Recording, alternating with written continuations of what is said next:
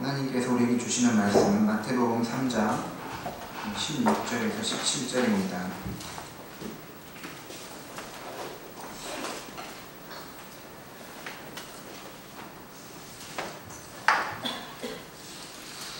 마태복음 3장 16절에서 17절 우리 같이 한 목소리로 읽도록 하겠습니다. 예수께서 세례를 받으시고 곧 물에서 올라가시되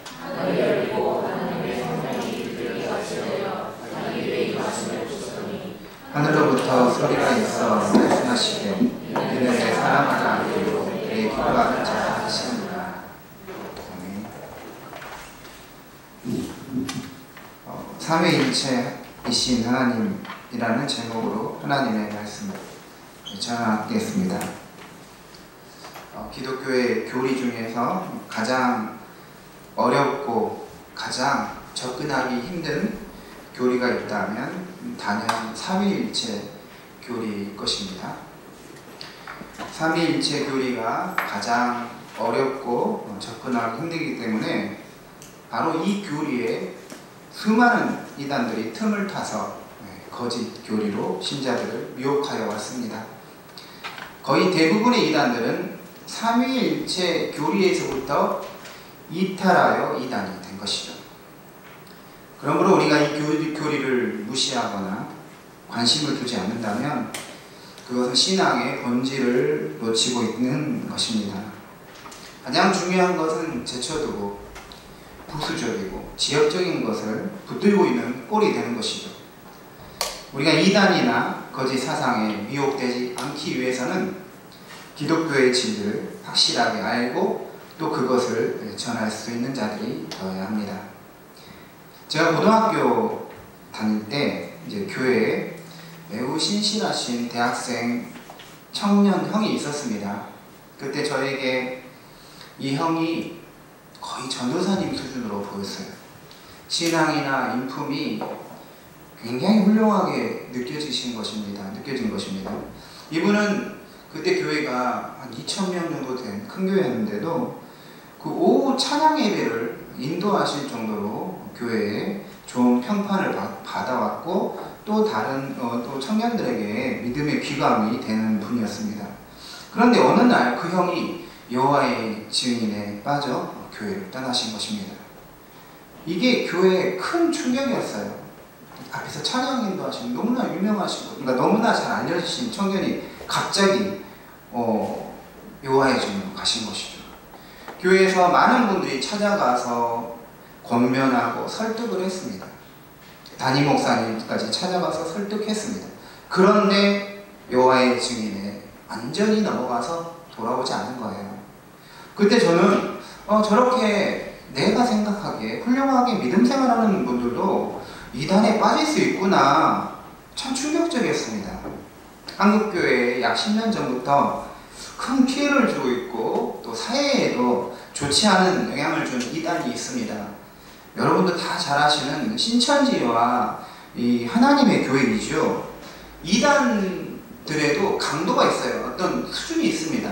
신천지나 하나님의 교회, 안산홍 이런 곳은 어떤 가정을 파괴하고 사회를 어지럽히고 교회에 교묘하게 침투하여 성도들을 빼내는 못된 이단들이에요. 악질 이단들입니다.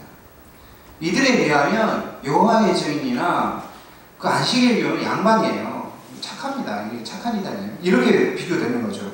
신천지가 한참 한국교회에 빠질 때 이들이 주로 사용했던 포교 활동이 성경 공부였습니다. 교회 밖에서 이제 성경 공부를 이제 하면서 성도들을 이제 세뇌시키는 거예요. 신학적인 틀이 형성되지 않는 그 사람들은 그 열정이 있고 어떤 마음이 있는데 이 성경 공부로 이제 들어오면 자기도 모르게 서서히 세뇌가 돼가지고 그 어떤 그 패러다임, 카테고리에 빠져버리는 것입니다. 그래서 미혹이 되는 것이죠. 그렇게 보이는 거예요. 제가 아는 권사님이 있는데 이분은 유치부에 오랫동안 이제 부장 권사님으로 활동도 하시고 그랬는데 말씀에 대한 사모함이 있었어요. 그런데 이제 성경 공부한다 해가지고 누가 데려갔는데 너무너무 좋다는 거예요. 처음에 진짜 이런 말씀은 들어본 적이 없다는 것입니다. 그런데 계속 거기를 가니까 그 권사님의 딸이 엄마의 눈빛이 달라졌다는 것이죠. 눈빛이 달라지고 나중에 사람이 점점 이상해진 것 같아서 그 사실을 담임 목사님한테 말씀하게 됐고, 그게 이제 알고 봤더니 신천지였던 것이죠. 그래서 그래도 그 다행히 완전히 넘어가기 전에 이제 돌아오게 한 것입니다. 그런데 제일 안타까운 것은 매우 기본적인 개념, 지극히 교회에서 알고 있어야 할 하나님에 대한 이해가 잘 안 되니까 이단에 넘어가 버린다는 것입니다. 삼위일체이신 하나님을 정확하게 신앙하고 있다면, 그 삼위 하나님을 보다 더 알고자 하고 있다면 결코 이단에 넘어갈 수가 없습니다. 기본이 안 된 거예요, 한마디로 말합니다. 교회에서는 이 삼위일체 하나님에 대한 설교를 사실상 잘 하지 않습니다. 저도 이게 성경 공부나 다른 활동할 때 이 삼위일체에 대해서 가르친 적은 있지만, 삼위일체에 대해서 직접적으로 설교를 하는 경우는 거의 없더라고요. 왜 설교를 잘 하지 않을까요? 일단 이 주제로 설교하기가 어렵기 때문입니다. 설교를 하는 자도 이해가 잘 안 되기 때문이에요. 자기도 무슨 말을 하는지도 모르고 설교를 할 수가 있는 것입니다. 또 하나는 설교를 듣는 청중들도 딱딱하고 어렵다고 회피해 버리기 때문이죠. 하지만 이것은 둘 다 좋은 태도는 결코 아닙니다.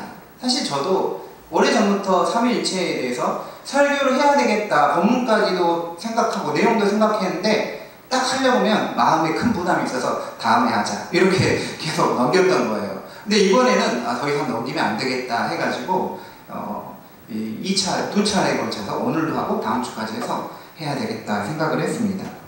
아픈 사람이 약이 쓰고 먹기 힘들다는 이유로 그것을 피한다고 해결될 일이 아닌 것입니다. 목회자도 삼위일체에 대해서 설교를 해야 하고, 성도님들도 그 설교를 즐겨 듣고 마음에 새길 수 있어야 하는 것이죠. 우리가 음식 먹을 때 편식을 피하는 것처럼 하나님의 말씀을 들을 때도 편식을 하면 안 됩니다. 말하자면 자기가 좋아하는 설교만 듣고 싶은 것이죠. 자기가 은혜 받고 싶은 설교만 듣고 싶어 하는 것입니다. 자기가 관심 가지는 것만 더 배우고 싶은 것은 좋은 태도가 아니라는 것입니다. 삼위일체라는 용어는 기독교 용어입니다. 기독교에서 하나님의 존재를 나타내기 위해서 사용한 독특한 용어입니다. 그런데 이제는 일상생활에서도 이 삼위일체라는 말이 쉽게 사용이 되고 있습니다. 어떤 물건을 이제 광고하는데 품질, 실용성, 아름다움의 삼위일체, 이런 표현을 쓰고 있습니다. 교육에서도 선생님, 학부모, 아이가 합심해서 삼위일체적으로 교육해야 된다, 이런 말을 합니다. 또 연기에서도 연기는 표정과 제스처와 또 대사가 삼위일체가 되어야 한다, 이렇게 말합니다. 그러니까 일상에서 쓰는 삼위일체라는 것은 어떤 세 가지가 모여서 서로 하나의 목적을 이룬다라는 의미로 사용되고 있습니다.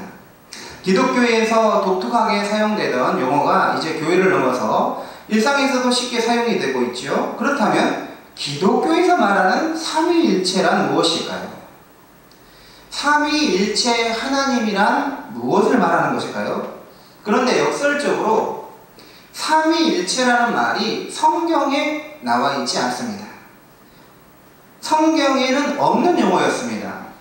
삼위일체라는 단어를 처음으로 역사 속에서 사용했던 것은, 물론 그 전도 좀 있지만 정확하게 트리니타스라는 라틴어를 사용한 것은 터툴리안이라는 AD 2세기에 터툴리안이라는 그 신학자가 처음 사용했죠.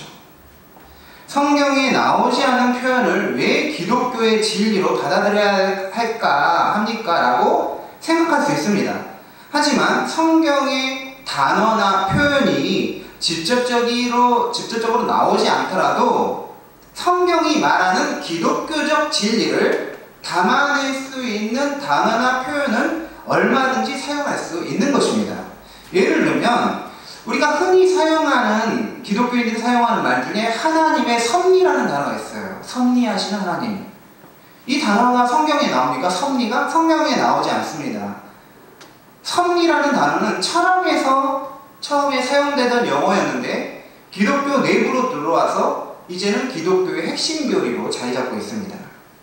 교회는 전통적으로 예수님에 대해서 참 하나님이요 참 사람이라는 베레데우스, 베레호모에 대한 신앙을 고백했습니다.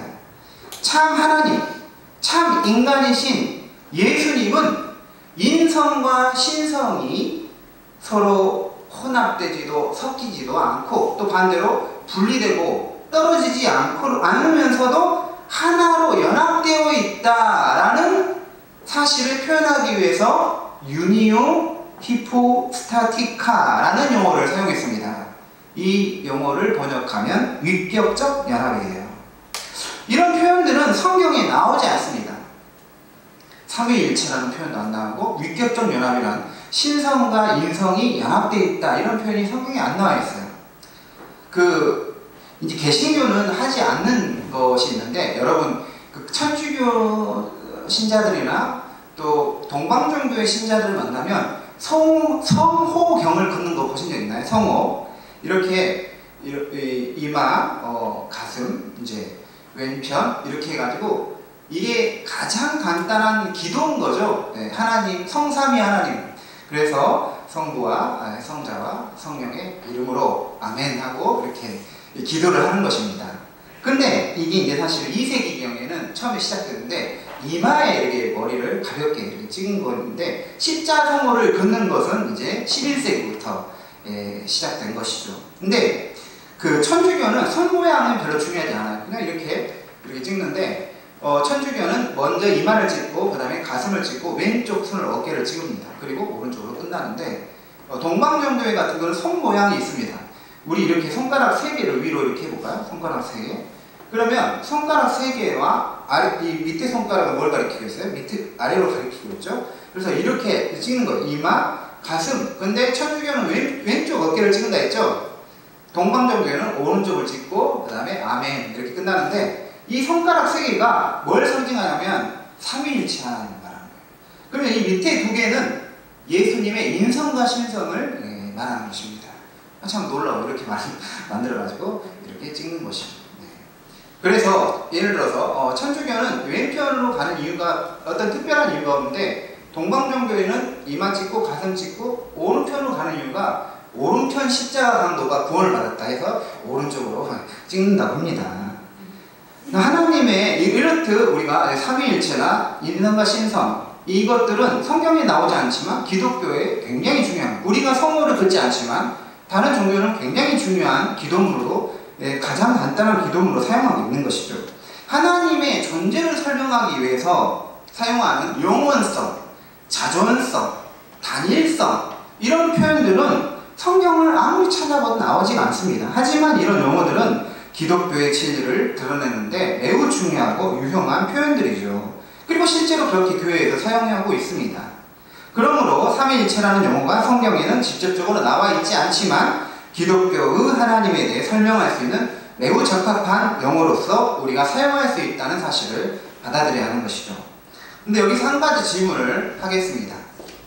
그리스도인들에게는 구원의 경험이 먼저일까요? 아니면 기독교의 진리인 교리가 먼저일까요? 구원이 먼저예요? 교리가 먼저입니까?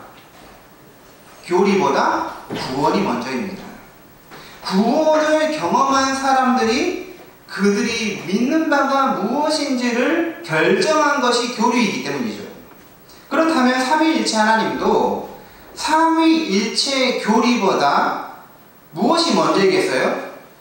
당연히 하나님이 주신 구원을 먼저 경험한 것이죠.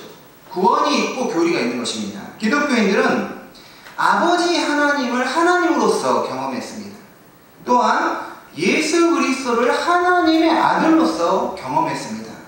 그리고 예수님이 승천하신 후에 보내주신 성령님을 역시 하나님으로 경험하고 만났습니다. 이러한 경험들은 아버지 하나님도 하나님이시오, 아들 하나님도 하나님이요, 성령 하나님도 하나님이라는 이제 증언으로 이어지게 됩니다. 교회는 삼위일체 교리를 제정하기 전에 이미 그들이 드리는 예배에서 삼위일체이신 하나님을 예배하고 있었어요.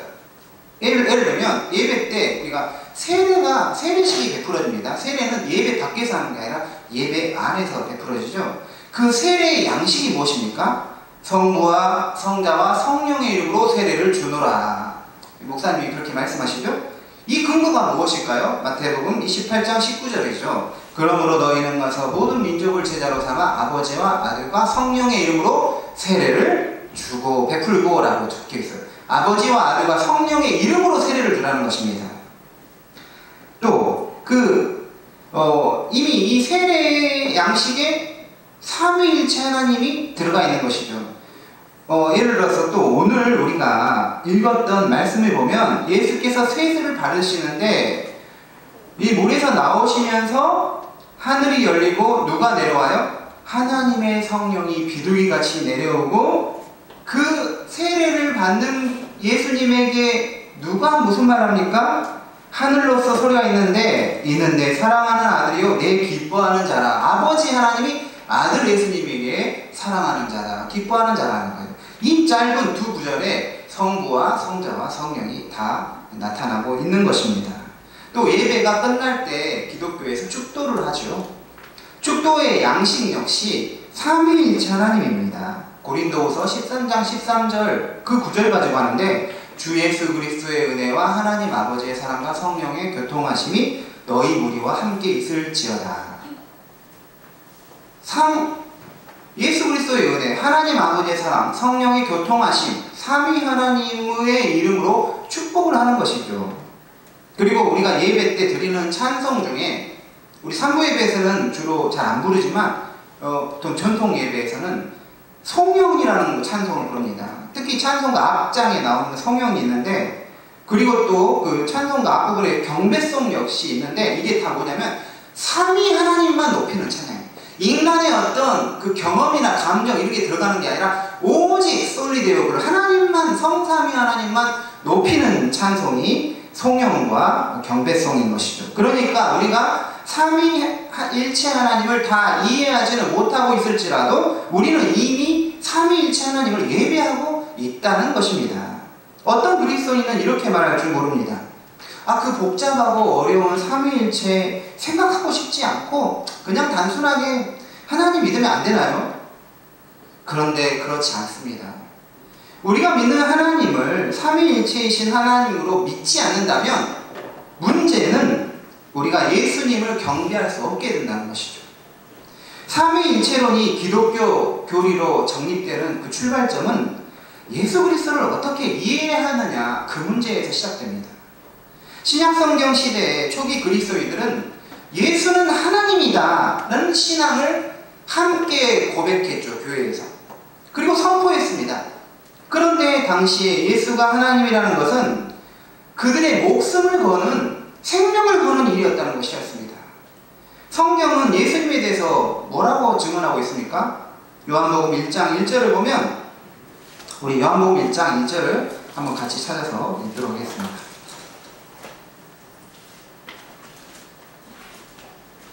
요한복음 1장 1절 시작.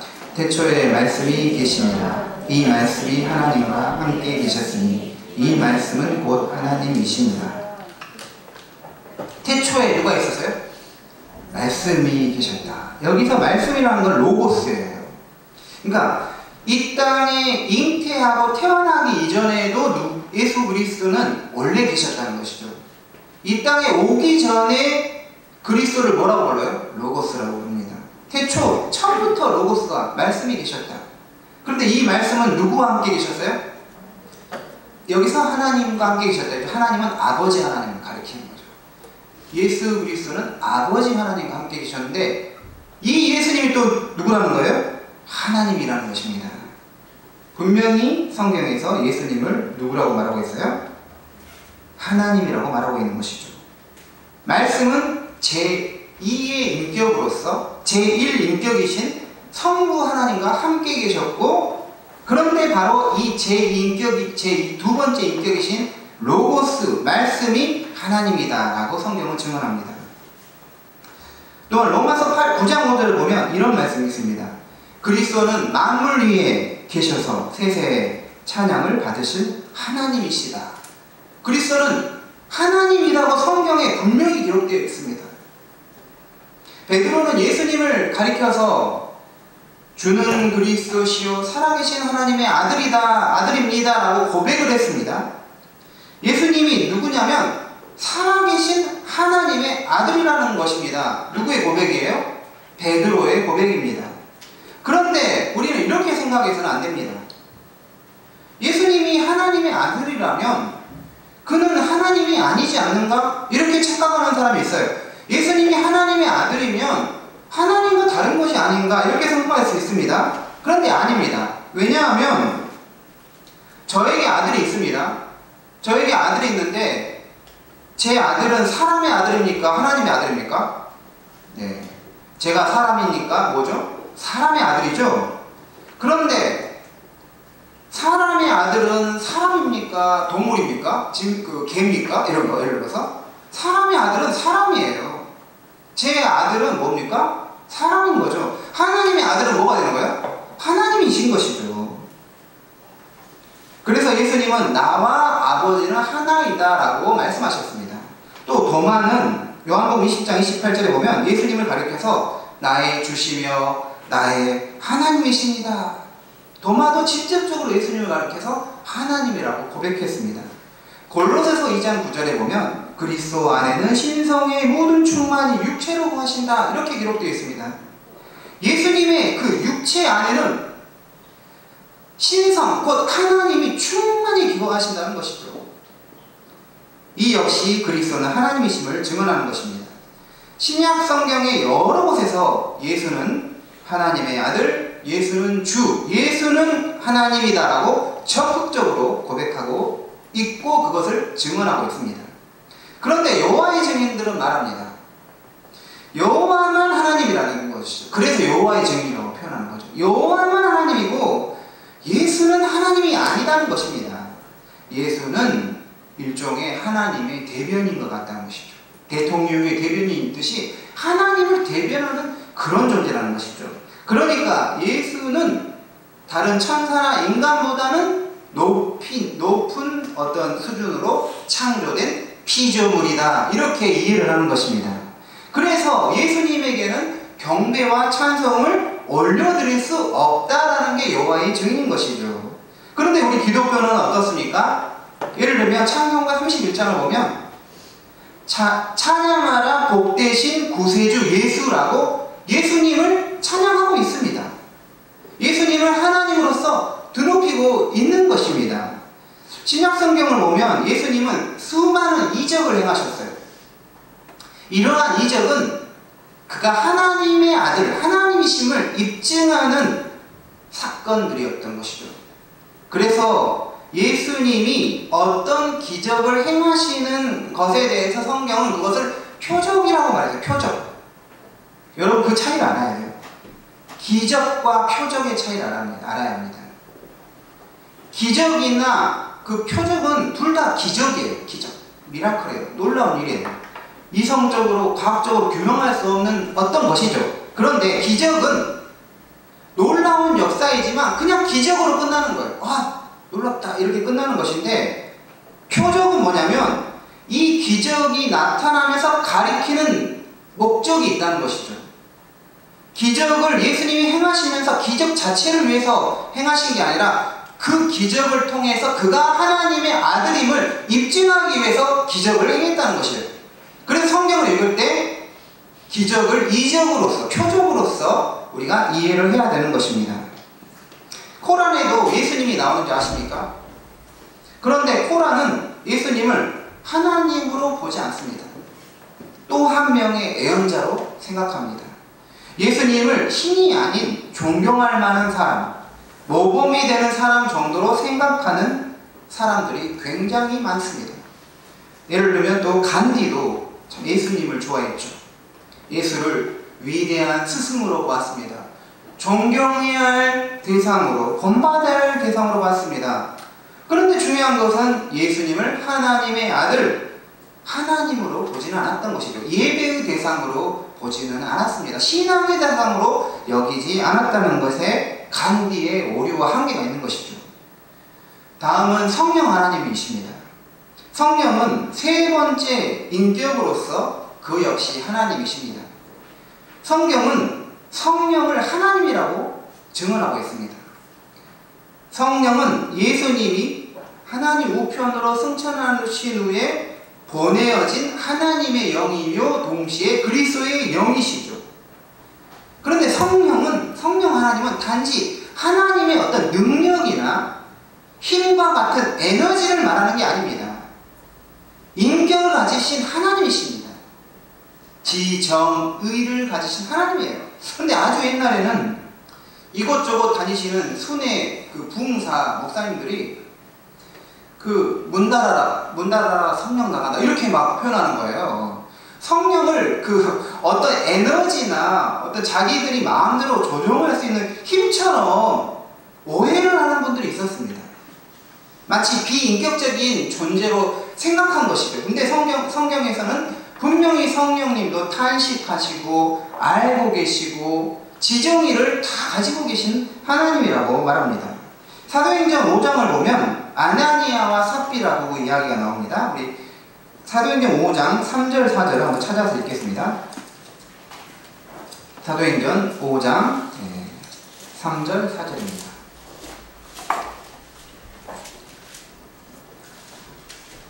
같이 읽겠습니다. 베드로가 이르되 아나니아야 어찌하여 사탄이 네 마음속에 가득하여 내가 성령을 속이고 땅과 얼마를 감추었느냐. 땅이 그대로 있을 때에는 내 땅이 아니냐. 한 후에도 내 마음대로 할 수가 없더냐. 어찌하여 이 일을 내 마음에 두었느냐. 사람에게 거짓말하는 것이 아니요 하나님께로다. 아멘. 아나니아가 땅을 팔아서 사도들에게 바쳤죠. 그런데 다 바치는 게 아니라 일정 부분은 숨겨놓고 몰래 감춰놓고 다 드린 것처럼 거짓말을 했습니다. 그런데 베드로가 아나니아에게서 뭐라고 해요? 3절에 보면 아나니아야 내가 성령을 속였다 이렇게 말합니다. 그런데 4절을 보면 뭐라고 말해요? 사람에게 거짓말한 것이 아니요 하나님께 거짓말했다라고 말합니다. 이 말은 즉 성령이 누구라는 거죠?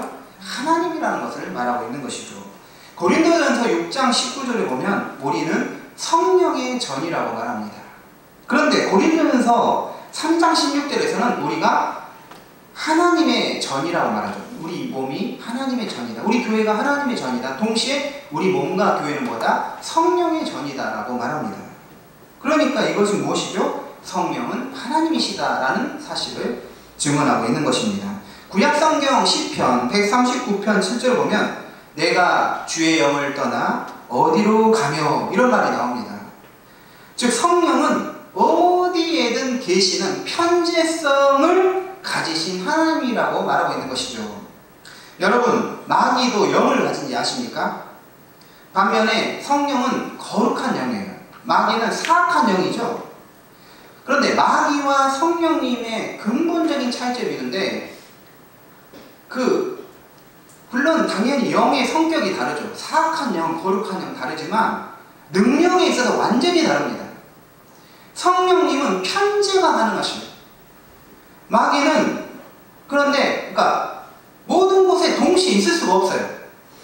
이 사탄 마귀는 어떤 한정된 어떤 곳에만 있을 수 있는 것이지 모든 곳에 편지에 있을 수가 없는 것입니다. 하나님만이 온 우주를 채우면서 우주 안에 계시면서 그러면서 우주를 초월하여 계실 수 있는 분이신 것이죠.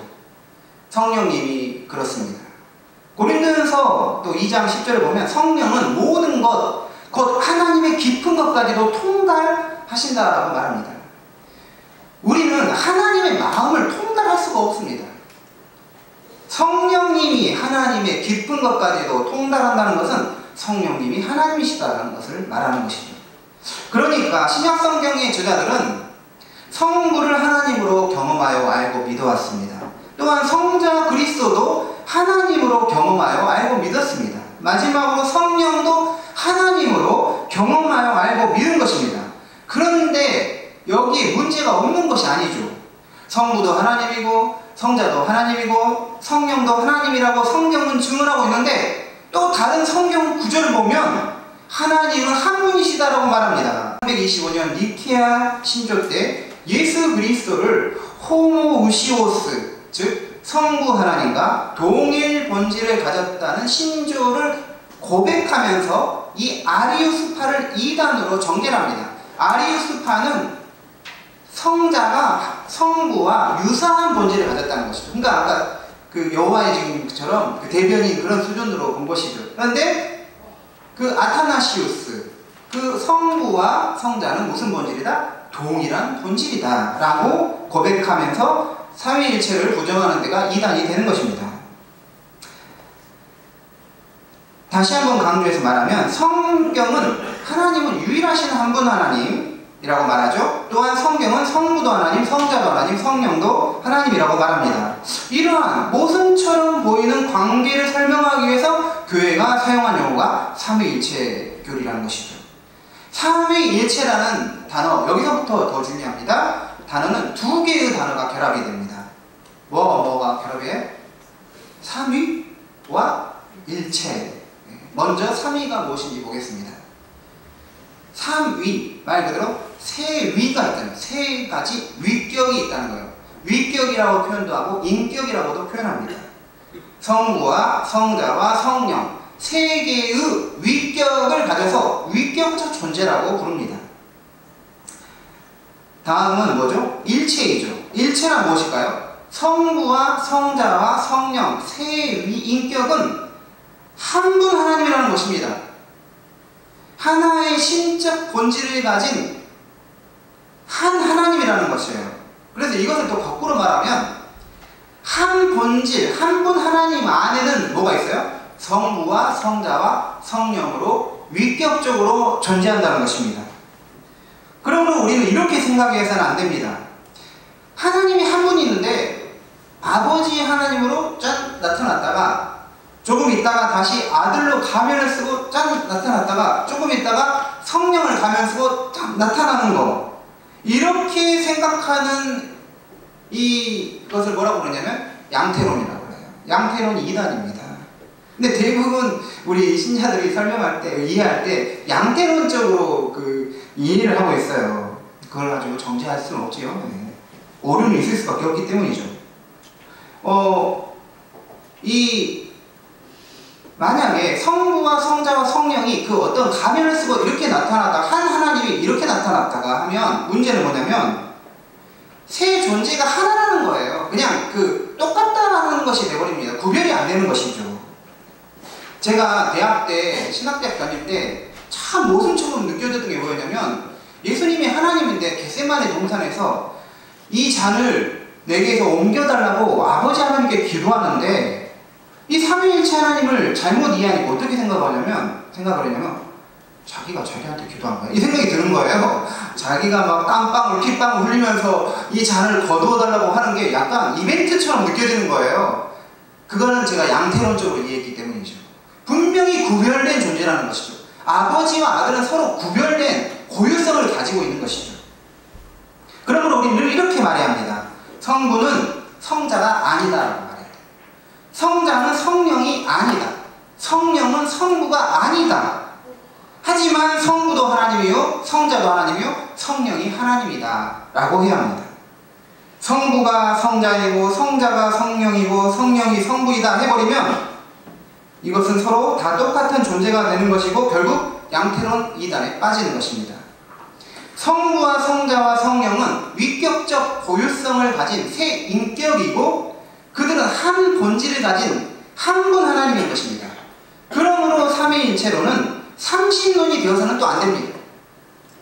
신이 세 분이 되는 게 아니에요. 성부와 성자와 성령이 서로 완전히 나누어진 독립적인 신이 되는 것이 아니라는 것입니다. 세 분은 서로 구별되는 위격을 가지고 있지만 세 명의 신이, 세 신이 아니라 한 분 하나님이라는 것입니다.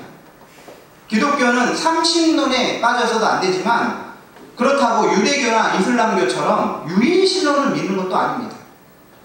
유일신론은 신이 오직 하나라는 거죠. 그 한 분 안에 세 위격적 존재가 있다는 걸 인정하지 않아요. 이게 기독교하고 유대교나 이슬람교와 차이가 있는 것이죠. 그 안에 한 분 하나님 안에 위격적 존재인 성부, 성자, 성령이 있는 것이 기독교이고 없다는 것은 유대교이죠. 그러므로 삼위일체 하나님이란 세 위격을 말할 때는 삼신론으로서 서로 각각의 신이 아니라 한 분 하나님 안에 계신 위격적 존재라고 말해야 하고, 그 한 분 하나님은 유일신이 아니라 각각의 위격을 가진 존재라고 말해야 하는 것입니다. 참 어려워요. 이단이 안 되는 길은 참 어려운 것입니다. 삼위일체에서 일체를 지나치게 강조하면 양태론에 빠지게 되고, 반대로 삼위를 지나치게 강조하면 삼신론에 빠질 수 있는 것입니다. 그러므로 세 위격의 구별과 고유성을 말하면서 성부, 성자, 성령은 한 분 하나님이라를 동시에 말할 수 있어야 하는 것입니다. 바로 이 사실 자체가 이해가 안 되는 것입니다. 중요한 것. 본질이 이해가 돼요. 이건데 이해가 안 되는 거예요. 지금 여기에 만약에 3명이, 저를 포함해 3명이 있다고 해봅시다. 가정해 볼게요. 그리고 여기 이제 우리 세 사람이 서로 완전한 그 사랑의 공동체를 이루고 있다고 해봅시다. 그런데 세 사람이 사랑의 공동체, 결합을 이루고 있다고 해서 삼위일체라고 부를 수 있나요? 네, 아니죠. 세 사람은 3명이에요. 그쵸? 그런데 하나님은 성부, 성자, 성령이라는 신은 셋이다가 아니잖아요. 한 분인 거예요. 하나님은 한 분인데 구별된 세 위격이 있고, 그 세 위격은 한 본질, 한 분 하나님 안에 있다는 것입니다. 그래서 하나님은 한 분 하나님으로 존재한다라는 동사 에세를 라틴어로 쓰죠. 한 분 하나님으로 존재한다. 그런데 하나님은 세 위격으로 존재한다. 라틴어로 서브시스테레, 위격적으로 존재한다는 단어를 써요. 그러니까 존재하는 거예요.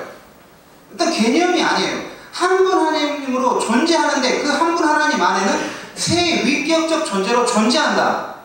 지구상에 이런 존재가 있습니까? 없습니다. 그래서 이해가 안 되는 거예요. 그래서 제가 조직신학 전공에서 삼위일체를 전공하지 않습니다. 왜냐하면 아무리 전공해서 공부를 많이 해도 이해가 안 될 것 같아서 애초에 하면 안 되겠다라고 빠졌어요. 오늘 삼위일체 하나님에 대한 말씀은 여기까지 전하겠습니다. 더 하다가는 이제 머리에 쥐가 날 수도 있어요. 다음 주에 좀 더 다른 차원에서 하나님 말씀, 삼위일체에 대한 말씀을 전하겠는데요. 그런데 그렇습니다. 우리가 아무리 삼위일체 하나님에 대해서 공부한다고 해도 삼위 하나님의 존재를 완전히 파악할 수 있는 것이 아닙니다. 집에서 우리가 키우는 애완견이 그 인간 사회의 복잡성, 인간의 철학, 인간이 세운 과학기술과 어떤 학문의 발전의 그런 것에 대해서 파악할 수가 있나요? 우리 집 개가? 전혀 파악 못하죠. 애완견이 주인과 같은 곳에서 살고는 있지만 개와 주인은 서로 완전히 다른 세계를 살고 있는 것과 같은 것이죠. 우리는 피조물이고 하나님은 뭐예요? 창조주이십니다. 우리는 태양의 실체마저도 완전히 정확하게 규명하지 못합니다. 우주에 대한 신비를 다 풀지도 못합니다. 아무리 과학이 발달해도 아직도 미지의 세계가 얼마나 많습니까? 그렇다면 하나님은 어떨까요? 태양과 우주를 만드신 하나님, 그 하나님의 존재를 우리가 어찌 다 이해할 수 있고 파악할 수 있겠습니까? 그래서 우리는 그 하나님을 이해하려고 해야 되겠죠. 하지만 결국은 경배할 수밖에 없는 것입니다. 그래서 신학자, 종교개혁자인 멜랑이톤은 이런 말을 했습니다. 신성의 비밀을 탐구하기보다는 오히려 경배하는 것이 낫다. 탐구해서 들어가지만 결국은 뭐예요? 찬양밖에 없는 거예요. 너무 위대하기 때문에. 멜라드 에릭슨이라는 조직신학자가 말한 구절을 말하고 설교를 마치겠습니다. 삼위일체 교리를 설명하려고 해보십시오. 그러면 당신은 정신을 잃게 될 것입니다. 그러나 그것을 부인하려고 해보십시오. 그러면 당신은 영혼을 잃게 될 것입니다. 삼위일체를 부정하면 영혼을 잃을 것이고, 그것을 열심히 이렇게 설명하려면 어떻게 돼요? 정신을 잃게 된다는 것이죠. 그래서 우리는 겸허한, 겸손한 마음으로 하나님은 하나님이고 피조물은 피조물이라 인정하면서도 피조물로서 그 알아야 할 수준을 알아야 되는 것이죠. 우리 집 애완견이 주인도 못 알아보고 막 물고 그러면 안 되지 않습니까? 우리가 피조물이면 피조물로서 주인을, 하나님을 알 수 있는 수준까지는 알아가야 한다 같이 기도하시겠습니다. 하나님 감사합니다. 오늘 삼위일체 하나님 말씀을 함께 들었습니다. 우리가 어찌 하나님 다 할 수 있겠습니까? 하지만 우리가 어떤 그 태만하여 게을러서 알고 싶지 않아서 그렇지 않게 해달라고 않게 하여 주시옵소서. 하나님, 우리가 이 시간에 또 우리 같이 기도할 때 삼위일체 하나님 더 잘 알게 해달라고, 우리가 또 하나님을 진짜 머리로만 아는 게 아니라 구원의 경험이 더 중요합니다. 하나님을 아버지 하나님으로 경험하고 성자 하나님으로 경험하고 성령 하나님으로 직접 경험을 한 자가 우리가 사실 하나님 알 수가 있습니다. 같이 기도하시겠습니다.